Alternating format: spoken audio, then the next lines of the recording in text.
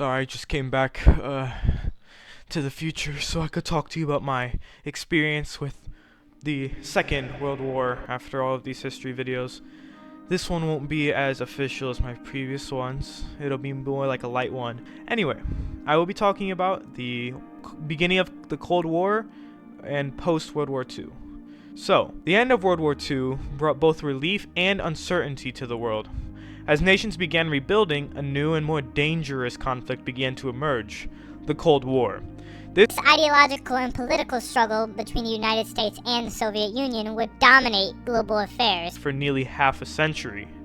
But the seeds of the Cold War were planted early during the presidency of Harry S. Truman.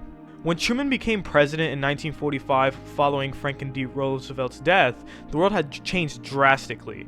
The United States emerged as a global superpower following the Second World War due to their advances in nuclear technology, but the Soviet Union under Joseph Stalin had grown in power and influence too.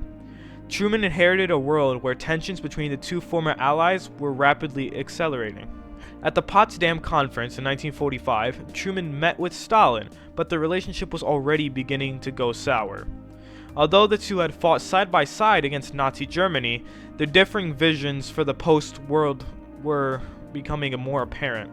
The US sought to spread democracy and capitalism, while the Soviets pushed for communism and the expansion of their sphere of influence. They couldn't decide how to split Germany up post-World War II, so this led to the divisions of the West and Eastern Germany, and that's something we'll touch on later. By the time Truman took office, Europe was divided. The Soviet Union had installed communist regimes in Eastern Europe, and the US began to see this as a direct threat to democracy. The Cold War had officially begun. One of the earliest crises of the Cold War occurred in 1948. Stalin sought to push the Allies out of Berlin by blocking all land and water access to the city, hoping to force the West to abandon it. Truman responded with the Berlin Airlift, an enormous operation that flew in supplies to the people of West Berlin for over a year. It was a symbolic victory for the West and a clear message to Stalin. The US would not back down. Truman also implemented a series of policies to contain Soviet influence. In 1947, he introduced the Truman Doctrine, pledging American support to countries threatened by communism. This marked the beginning of the US's policy of containment, a strategy to stop the spread of communism worldwide. The first test came in Greece and Turkey, where civil wars were raging and Soviet influence was growing. But Truman's response was not just military. He also launched the Marshall Plan in 1948, an economic recovery program that provided billions in aid to help Western Europe rebuild. It was not only about rebuilding economies, but also about preventing the spread of communism by fostering a stability and prosperity. In 1949, the US and its allies formed NATO, a military alliance designed to counter Soviet aggression.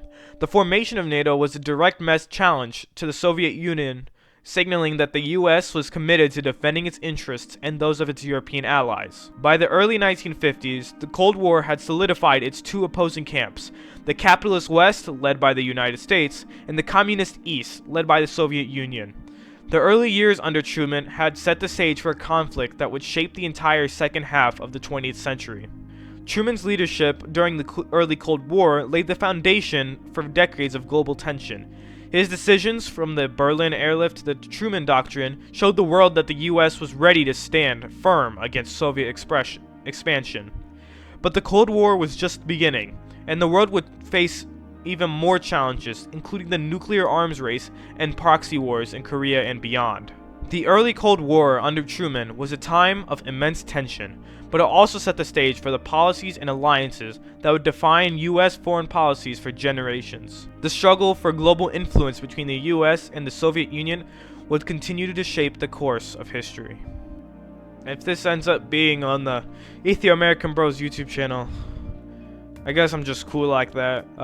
If this is on the Wildebeest channel, make sure you check out the Ethio American Bros YouTube channel. Link will be down in the description.